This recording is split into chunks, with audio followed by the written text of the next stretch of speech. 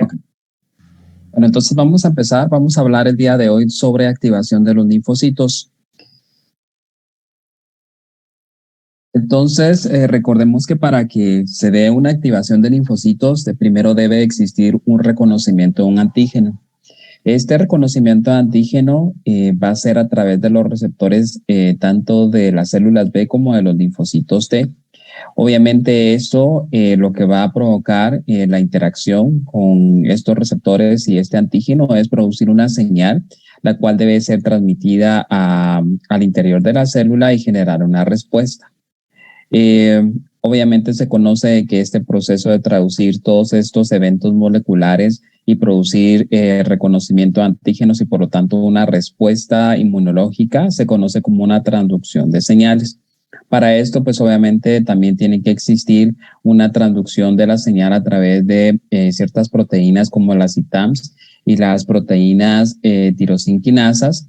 Debe existir también una amplificación de esta señal, que es parte de los pasos que conlleva esta transducción de señales. Por último, se da una transcripción de factores que van a depender de si son de linfocitos T o de linfocitos B.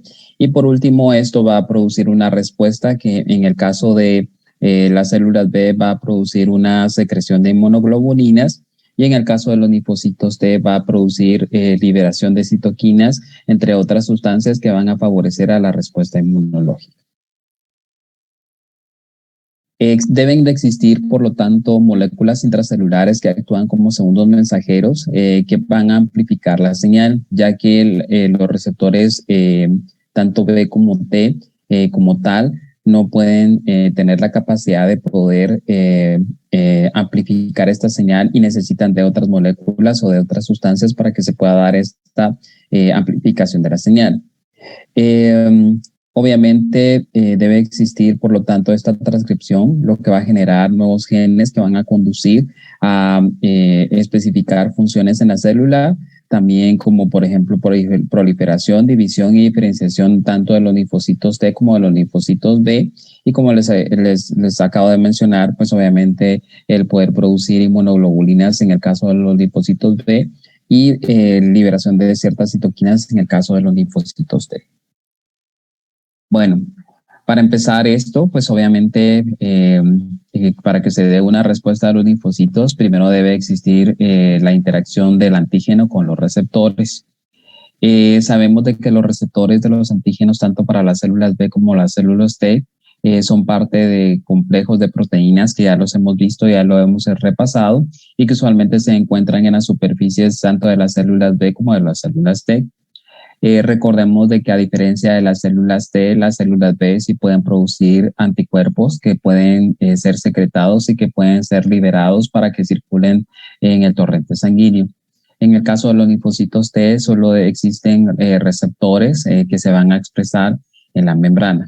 En el caso de las células B, recordemos de que van a existir inmunoglobulinas que van a tener expresión de la superficie celular y que estas inmunoglobulinas expresadas en la superficie celular deben de contener una porción transmembrana que va a funcionar como parte de este proceso de activación y también para que ocurra la transducción de señal. En este caso, recordemos que la inmunoglobulina va a tener también correceptores y va a tener proteínas que van a ayudar a generar esta transducción de señal, ya que los receptores únicos como tal no pueden generar esta respuesta. Entonces tenemos la inmunoglobulina unida a la membrana como el receptor de las células T, que recordemos que el receptor de células T puede ser alfa, beta o gamma delta, pero la mayoría sabemos de que corresponde a alfa beta. Van a tener, por lo tanto, entonces proteínas que van a atravesar la membrana de la superficie celular y que van a tener una pequeña porción que se va a extender a lo que es el citoplasma. Como les he mencionado, pues obviamente esta porción corta de los receptores no puede generar por sí solo una respuesta o una transducción de la señal y por lo tanto necesita de otras moléculas o de otras proteínas para que pueda ocurrir esta transducción de señal de forma efectiva. Entonces, sabemos de que tanto el receptor de células B como el receptor de células T son complejos de proteínas en los que varias proteínas están unidas de forma no covalente con las proteínas receptoras de antígenos en la membrana de la superficie celular. Entonces, en el caso de los linfocitos B que expresan inmunoglobulinas, pues vamos a tener estas moléculas que van a funcionar como ayudadoras o como correceptores, que son conocidos como Ig alfa o Ig beta y que van a estar presentes junto con el receptor, en este caso la inmunoglobulina o el receptor de los linfocitos B. En el caso de los linfocitos T, recordemos que vamos a tener 6 cadenas, de las cuales pues vamos a tener cadenas alfa, delta, zeta y épsilon, y que estas van a funcionar en ayuda con los receptores de los linfocitos T.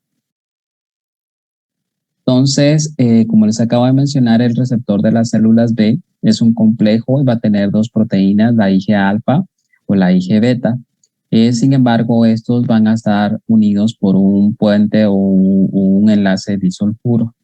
Estos son necesarios porque pues obviamente van a ser los que van a ser responsables de generar la transducción de la señal a nivel de lo que es el citoplasma.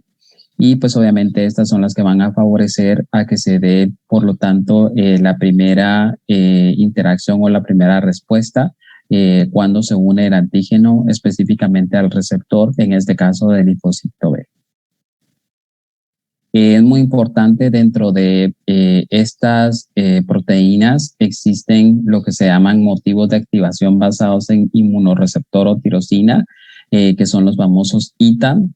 Estos son importantes tanto en las células B como en las células T porque van a permitir que se dé esta señalización o la transducción de señal.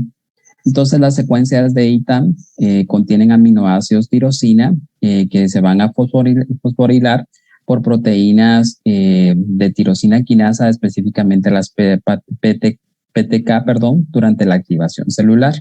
Entonces, estos ITAM son fosforilados luego de que existe la interacción o la estimulación o mejor dicho, la unión del antígeno al receptor. Y pues obviamente los ITAM fosforilados son los encargados de pasar, por lo tanto, la señal desde la superficie celular a lo que es el citoplasma. En el caso de los receptores de las células o de los linfocitos T, sabemos de que existe el receptor del linfocito T y que aparte de eso van a existir pues obviamente moléculas o proteínas que van a ayudar a la transducción de la señal. Sabemos, como les he comentado, de que son 6 cadenas. Entre estas pues obviamente se encuentran lo que es las cadenas gamma, delta, están también 2 cadenas zeta y tenemos 2 cadenas épsilon que son las que van a ayudar entonces por lo tanto a realizar la transducción de la señal. Muy importante, recordemos que para que se dé esta señalización, lo primero que debe existir, pues obviamente en este caso de los linfocitos T es la unión o la interacción del receptor del linfocito T al antígeno, pero que el antígeno debe estar presentado por el complejo de histocompatibilidad mayor y que por lo tanto debe formarse un complejo que ya recordamos anteriormente, que va a estar formado por el complejo de histocompatibilidad mayor, el antígeno y que ciertos aminoácidos del antígeno tienen que hacer también unión con el receptor del linfocito T y que para que se dé la señalización debe de existir este complejo, de lo contrario no se puede estimular o no se puede dar la señalización por parte del linfocito T. Entonces, obviamente para que se dé la señalización existen estas moléculas, específicamente las moléculas o las proteínas Z y existe también una molécula o una proteína llamada CD3 y que sabemos que la CD3 está hecha de 4 cadenas, cada una de gamma y delta y 2 cadenas épsilon y que van a tener regiones intracelulares y que estas regiones intracelulares van a tener lo que se llaman las ITAM, que recordemos que estas se van a fosforilar y van a ser las responsables, por lo tanto, de generar, en este caso, la señalización a nivel de lo que es el citoplasma, es decir, traducir la señal desde la superficie a lo que es el citoplasma. Bueno, ¿cómo se da entonces el inicio de la activación tanto de las células B como de las células T? Para que se dé la señal primaria, debe existir, por lo tanto, agrupamiento de complejos de receptores. En el caso de las células D, o las células B, mejor dicho, esto puede ocurrir por entrecruzamiento de moléculas receptoras por antígenos multiméricos. Esto lo vamos a ver detalladamente más adelante. Muy importante, como ya hemos mencionado, tanto las células B como las células T van a necesitar una segunda señal para su activación. Y en el caso de los linfocitos T, la agrupación va a implicar la unión y la formación del complejo de histocompatibilidad mayor con el receptor del linfocito T y obviamente la interacción con el antígeno. La activación de las células T requiere una segunda señal coestimuladora proporcionada, por lo tanto, por el antígeno, o mejor dicho, por la célula presentadora de antígeno. Y esto es muy importante y se los vuelvo a repetir. El linfocito T no se puede estimular si no existe una célula presentadora de antígeno y que no exista un complejo de histocompatibilidad que sea específico con el linfocito T, el receptor del linfocito T, para que se pueda dar esta señalización. En el caso de los linfocitos T, recordemos de que existen moléculas correceptoras, específicamente CD4 y CD8. Si ustedes se recuerdan, los CD8 van a hacer interacción o se van a unir a lo que son los complejos de histocompatibilidad tipo 1, mientras que los CD4 se van a unir a los complejos de histocompatibilidad tipo 2. ¿Ok? Entonces, esto es muy importante porque a través de esto es que también se puede dar una señalización que va a permitir también que se dé una transducción de señal. Entonces, las llamadas moléculas accesorias facilitan el contacto entre células T y las células presentadoras de antígeno. Estas moléculas también en su mayoría se pueden encontrar como CD11 o antígeno 1 asociada a la función leucocitaria en las células T y se unen a CD4 o moléculas de adhesión molecular o también llamadas ICAM1 en las células presentadoras de antígeno. Eso también lo vamos a ver en un video posteriormente para que lo entendamos de mejor forma. En el caso de las células B o los linfocitos B, recordemos de que existe un correceptor que se llama CD21, también conocido como receptor de complemento 2 o CR2. También existen otros correceptores, en este caso como el CD19 y el CD81, que van a ser muy importantes para que se dé también esta transducción de señal. Entonces, los antígenos se unen tanto al receptor del linfocito B, pero también van a tener interacción simultánea con esta molécula CD21 a través de esta proteína, específicamente la CD3 o C3D, que debe estar presente también para que se dé, por lo tanto, esta segunda señalización para que se pueda dar la estimulación.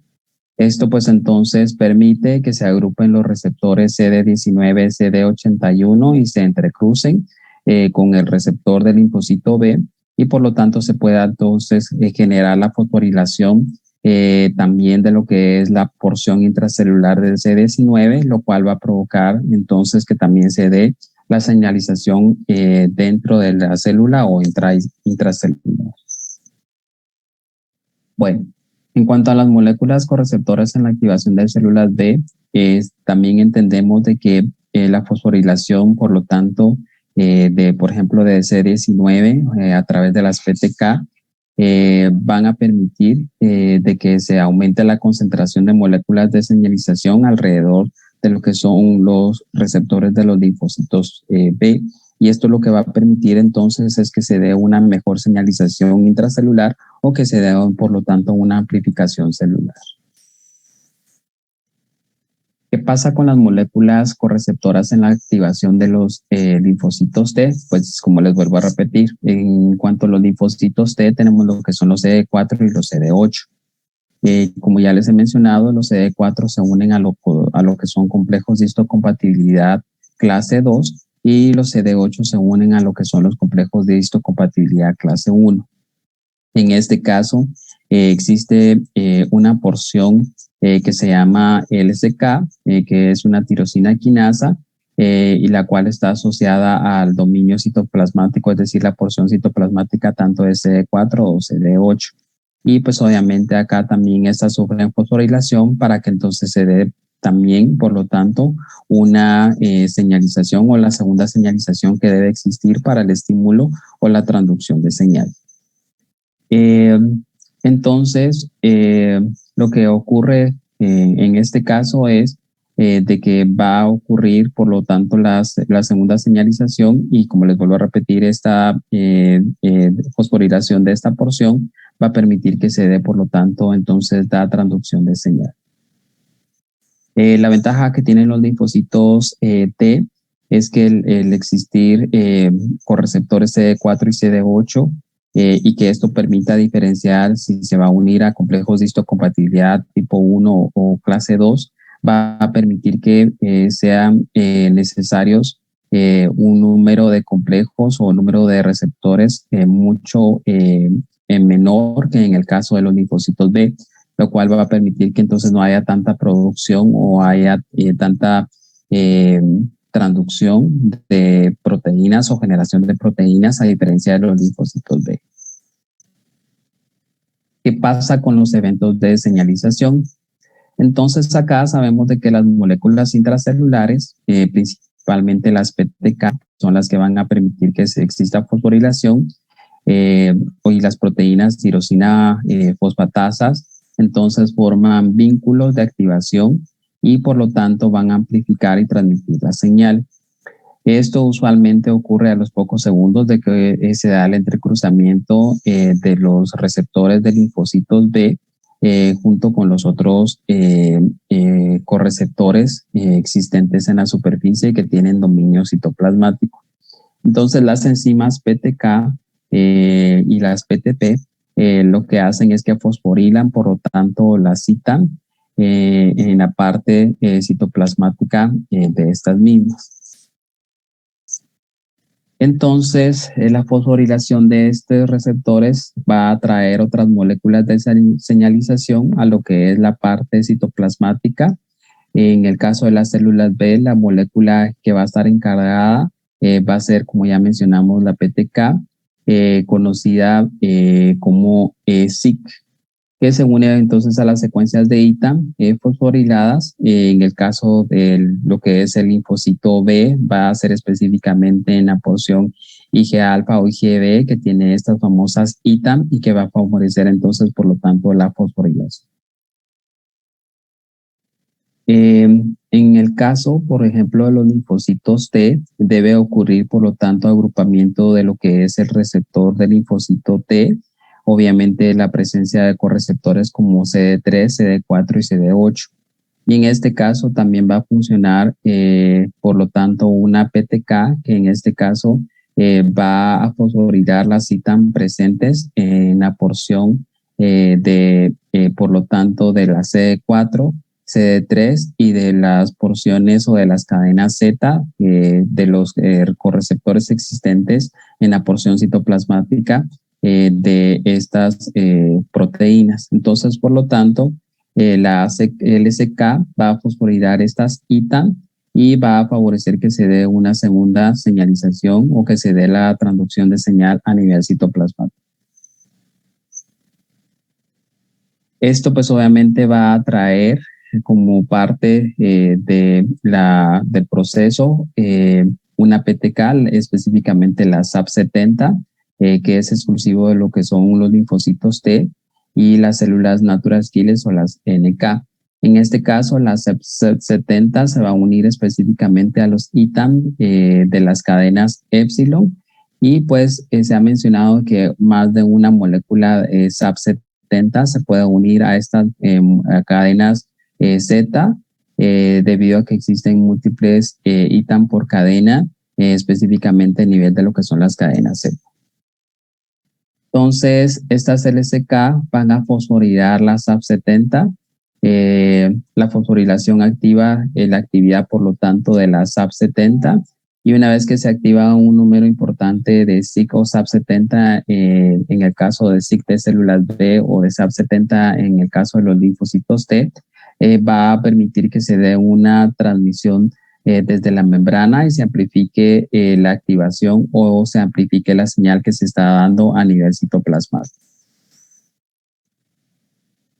Debe existir, por lo tanto, también una amplificación de esta señal para que se pueda promover entonces la respuesta a nivel intracelular. Entonces, para que la señal se propague desde la membrana hasta lo que es el núcleo, se van a utilizar varias vías bioquímicas, tanto por las células B como por las células T. Básicamente lo hacen por 3 vías. El primero, lo que implica es la fosforilación, activación de la enzima fosfolipasa C-gamma, que es específicamente a este nivel, y esto va a ser activado por tanto SIC en el caso de los linfocitos B y en el SAP70 en el caso de los linfocitos T. Entonces, este SIC debe, por lo tanto, en el caso de los linfocitos B, activar esta molécula para que se dé, por lo tanto, esta vía de transmisión o de amplificación a nivel intracelular. En el caso de los linfocitos T, es a través, como ya hemos mencionado, de la SAP70, la cual se da esta activación o esta amplificación para que se pueda generar, por lo tanto, la generación de otras vías que se dan a nivel intracelular. Entonces, esta molécula lo que va a hacer es va a estimular otras 2 vías, en este caso la diacilglicerol y la proteincinasa, también llamada como inositol trifosfato IP3, y que estas pues obviamente lo que van a hacer es que van a desencadenar una serie de pasos a nivel intracelular que van a favorecer, por lo tanto, la formación de factores nucleares y que van a favorecer a que se dé, por lo tanto, la generación de genes y generación de material genético para que ocurra diferenciación, activación o que se dé, por lo tanto, la estimulación para la producción de inmunoglobulinas o de producción de citocinas. La tercera vía lo que va a implicar es la activación por parte de SIC o de SAP70 de proteínas adaptadoras que luego van a activar proteínas de unión de trifosfato de guanosina, es decir, GTP, de cadena sencilla. Es el ejemplo, por ejemplo, de las proteínas RAS, que esto es lo que van a hacer. Las proteínas RAS es específicamente activar vías de señalización que conducen directamente a través de las proteínas quinasas activadas por mitógenos a la activación de los factores de transcripción. Entonces, por eso es que deben de existir estas vías para que se pueda dar, por lo tanto, la activación, como les digo, de genes o de transcripción que van a generar material genético para diferenciación o producción de moléculas, como ya hemos mencionado. Por último, debe existir, por lo tanto, entonces una respuesta. Se ha mencionado que los diversos factores de transcripción, en los cuales incluyen la NFAT, la NFKB y la AP1, van a actuar sobre varios genes de los linfocitos para mejorar su transcripción. Esto lo que va a hacer es que va a preparar las células T y las células B para que ocurra una proliferación y una diferenciación. Y se ha mencionado que la proliferación celular requiere la síntesis rápida de nucleótidos para que se pueda producir nuevo ADN o nuevo material genético. Esto es muy importante porque se ha mencionado que a nivel de esta respuesta es que se puede utilizar fármacos inmunosupresores que vamos a ver más adelante en el curso y que van a favorecer a que no se dé esta activación o que no se dé esta diferenciación o proliferación y por lo tanto no exista una respuesta inmunológica. En el caso, como ya les dije, las células B, lo que va a ocurrir como respuesta a esta señalización va a ser la secreción de inmunoglobulinas y en el caso de las células T, lo que va a conducir es una expresión de citocinas, específicamente la interleucina 2, que sabemos que es un componente esencial para que se dé una respuesta por parte de las células T, ya que este es un factor de crecimiento para las células T. Vamos a ver un video ahorita para que entendamos un poco y veamos también un repaso de cómo es que funcionan estos receptores y por qué es que deben de existir estos receptores. ¿Ok? Entonces, por favor, pongan atención a estos videos.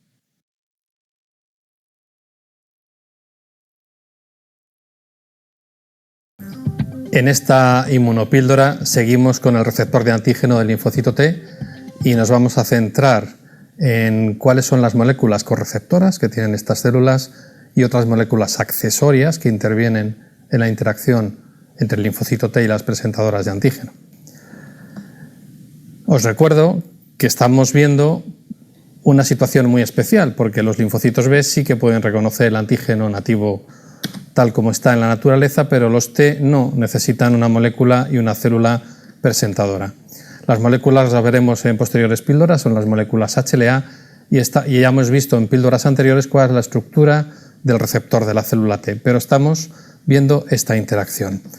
El receptor de la célula T, os recuerdo, tiene una zona de reconocimiento compuesta por dos proteínas, principalmente alfa-beta, pero hay un receptor alternativo, gamma-delta, y luego hay unas proteínas acompañantes que son todo el complejo CD3 y el dímero ZZ que van a fundamentalmente intervenir en la señalización al interior celular. Pero además de estas proteínas, para que se reconozca el antígeno y para que se active el linfocito T, tienen que participar otras moléculas. Las principales son los llamados correceptores. Las células expresan de modo alternativo y excluyente una u otra, o CD4 o CD8. Como veis, tanto en la representación gráfica como en el plegamiento de la proteína CD4, está compuesta por 4 dominios tipo inmunoglobulina y es una proteína única y de membrana. En cambio, CD8 es una proteína filamentosa compuesta por 2 cadenas, fundamentalmente alfa-beta, aunque hay dímeros homodímeros alfa-alfa en células, digamos, más innatas, se considera una señal de célula más primitiva, el heterodímero alfa-beta es el fundamental.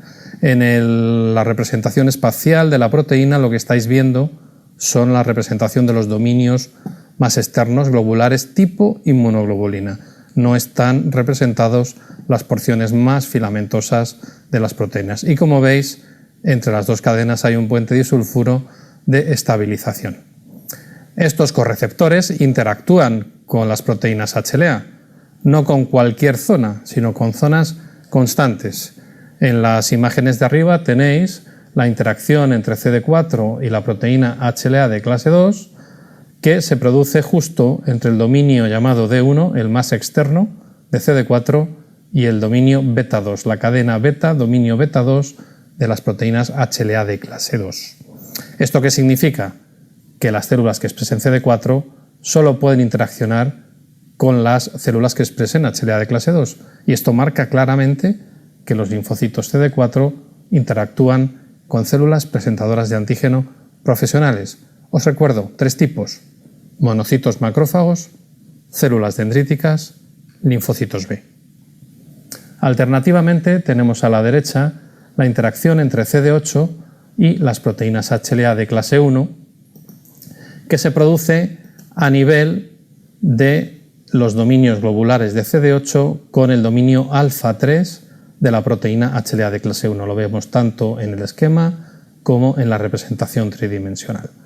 ¿Y esto qué significa? Pues que las células que expresan CD8 interaccionarán con células que expresen HLA de clase 1. ¿Y cuáles son estas? Pues todas las células nucleadas del organismo. Así pues, las CD8 pueden matar a cualquier célula que tengamos en el organismo y que esté infectada. Además de CD4 y de CD8 de los correceptores, participan una gran colección de proteínas. CD45 es una proteína muy importante en la señalización, pero hay otras proteínas como CD2 o como las selectinas o las VLAs o LFAs, que son proteínas que intervienen bien en la adhesión, bien en la activación. Lo que os muestro aquí abajo es que veis que una célula en reposo expresa las proteínas de una manera y una célula activada puede apagar la expresión de una proteína y encender otra que estaba apagada, o una proteína que ya estaba activada la expresa con más intensidad. Eso es lo que quieren decir estos menos y estos más que veis en esta figura. De modo que finalmente entre un linfocito T y su célula presentadora se van a producir una gran colección de contactos célula a célula entre moléculas que hay en la superficie de ambas células. Aquí arriba tenemos los que se producen entre un linfocito T, CD4 y células presentadoras de antígenos profesionales, y en la imagen de abajo tenéis los contactos entre un linfocito T citolítico y su célula diana, que puede ser cualquiera. Voy a resaltar en primer lugar los contactos de activación. Por supuesto, el reconocimiento de antígeno, pero además en el linfocito cooperador CD28 es la señal coestimuladora, como veremos en la píldora siguiente, y además interviene CD45 o CD2 en esta interacción de activación. En el caso del linfocito citotóxico, como veis, la interacción también se compone de distintas moléculas, además del reconocimiento de antígeno, sobre todo CD2. ¿Y el resto de proteínas? Pues el resto de proteínas son muy importantes. Hacen un papel de adhesión, de que las dos superficies celulares estén muy próximas, muy juntas. Tan juntas está una célula con la célula que reconoce, que a esto se le ha llamado sinapsis inmunológica, por analogías a la sinapsis que se produce en las terminaciones neuromusculares. Pues bien, la sinapsis inmunológica está perfectamente demostrada, es una adhesión perfecta entre las dos superficies celulares, y vamos a ver inmediatamente en un vídeo cómo además tiene distintas zonas. Vamos a ver una sinapsis de una molécula, de una célula, CD8 o citotóxica. Bien, aquí tenemos un linfocito CD8 que está interaccionando con dos células tumorales. Y veis la sinapsis marcada con esta especie de diana en la que vemos una zona más amarilla o verdosa, y en el centro veis una zona más roja. En un minuto vamos a ver qué significa esto. Y luego vemos los gránulos que tiene el linfocito T en azul. Veis que se produce un anillo de adhesión, una zona central que es la de señalización, y en azul vemos lo que se está secretando. Así pues, está súper especializada esta sinapsis. Insisto, los gránulos citotóxicos están dirigidos hacia la célula diana, y como veis tenemos un lado y tenemos el otro polo del contacto entre el linfocito T citotóxico y otra célula tumoral. Por tanto, hemos repasado cuáles son los receptores de los linfocitos T, que son CD4 y CD8, hemos visto su estructura y dónde interaccionan estos correceptores con los antígenos HLA.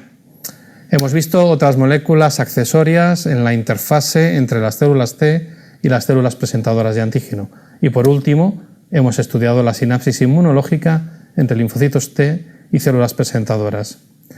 Así que, si todo esto quedó claro, deberías saber contestar lo siguiente. ¿A qué familia estructural pertenecen Vamos a ver otro video. las proteínas? ¿Cómo se activaría la célula B? Os recuerdo, no tenemos dos genes, uno para la forma de membrana y otro para la forma soluble. De cada cadena pesada tenemos un único gen que tiene una serie de exones e intrones. En esta figura los veis con cajas los exones y con líneas los intrones, y lo que va a suceder es un procesamiento alternativo. De modo que si estos exones finales, que son el que codifica para la porción transmembrana y la porción intracelular, se conservan a lo largo del procesamiento del ARN, finalmente la proteína que se va a sintetizar estará anclada a la membrana del linfocito B. Pero de modo alternativo, se puede procesar de modo que el exón que codifica para la porción secretada se permanezca en el procesamiento, pero se pierdan los exones que codifican para la porción transmembrana y la porción intracelular. En esa situación se sintetizaría y secretaría al medio una proteína, una inmunoglobulina soluble. Pero vamos a la forma de membrana, que es la que no conocemos.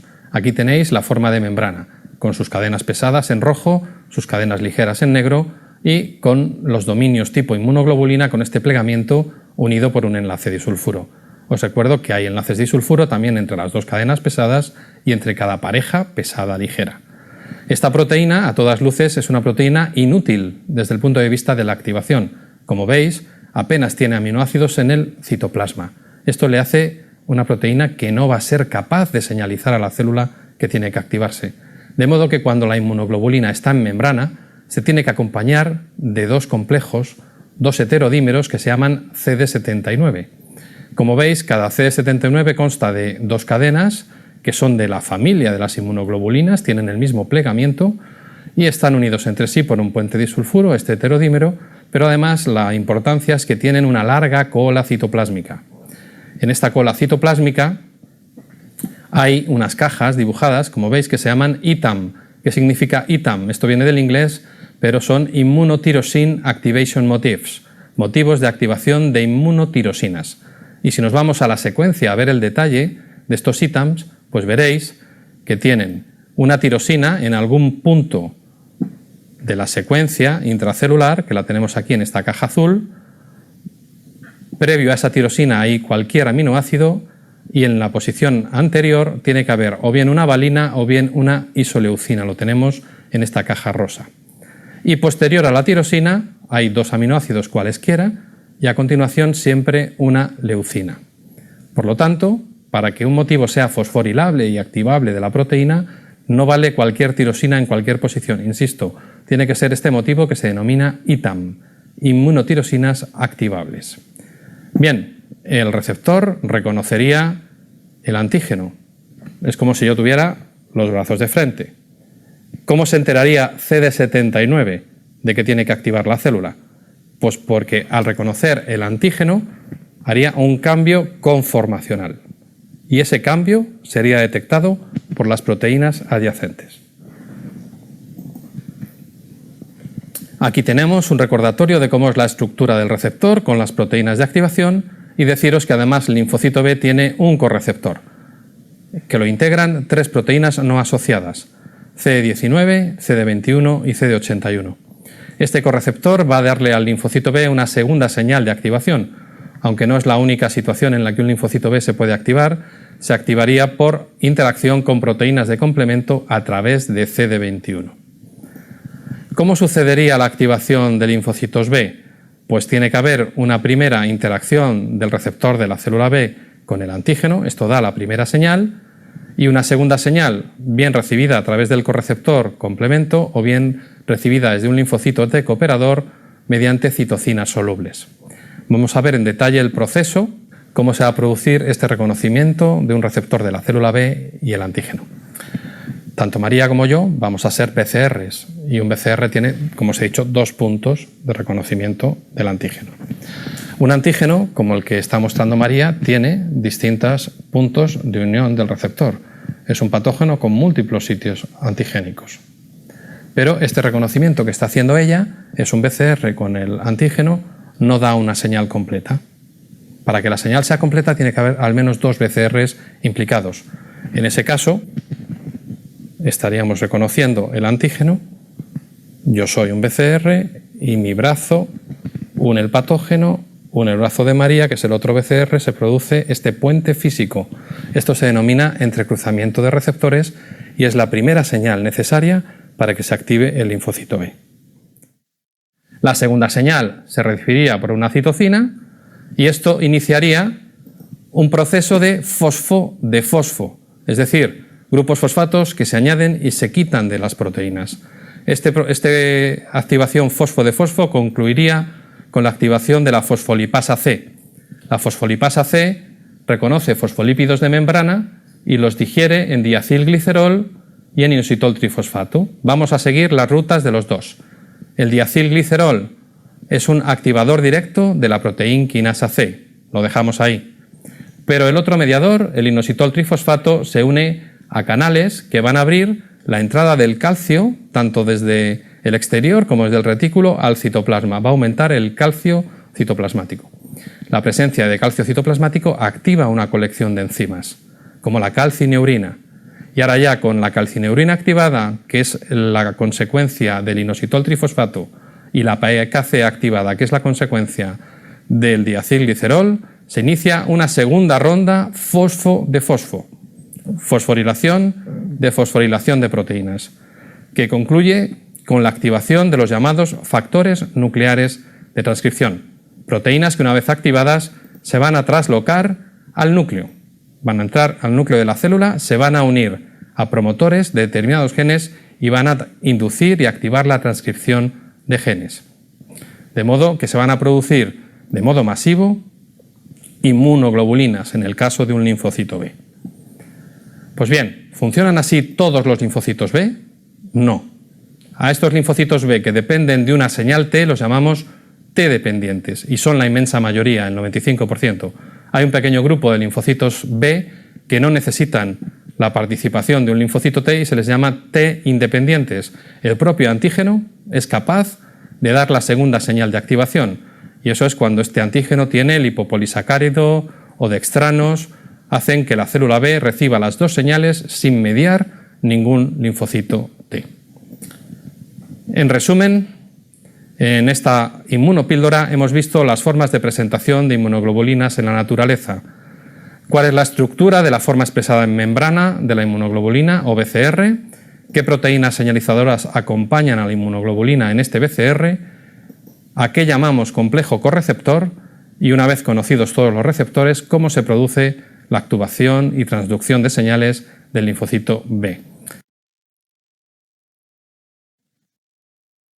¿Tendrán alguna duda de estos videos o del tema del día de hoy? De modo...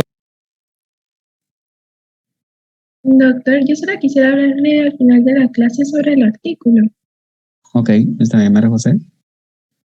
¿Alguna otra duda o comentario? Doctor, ¿usted nos podría enviar los links de esos videos también? Sí, se los puedo mandar, Fernando. Gracias.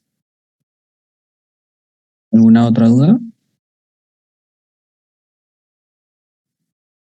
No, bueno, doctores, entonces hemos terminado con la clase el día de hoy. Los veo más tarde.